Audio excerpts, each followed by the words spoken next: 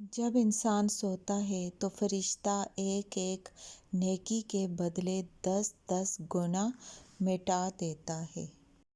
نبی پاک فرماتے ہیں کہ جب انسان سوتا ہے تو فرشتہ شیطان سے کہتا ہے کہ مجھے اپنا صحیفہ جس میں اس کے گناہ لکھے ہوئے ہیں دے۔ وہ دے دیتا ہے تو ایک ایک نیکی کے بدلے میں 10 گنا وہ اس کے صحیفہ سے مٹا دیتا ہے اور انہیں نیکیاں لکھ دیتا ہے۔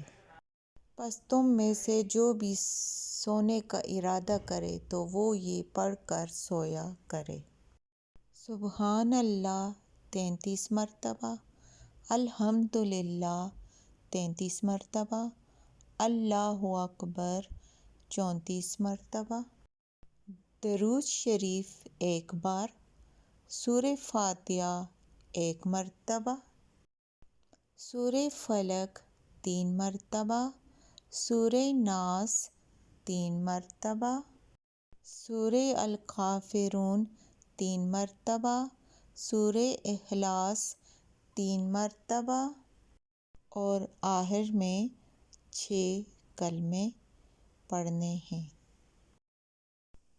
سونے سے پہلے ان دعاؤں کو پڑھنے کا خاص اہتمام کریں۔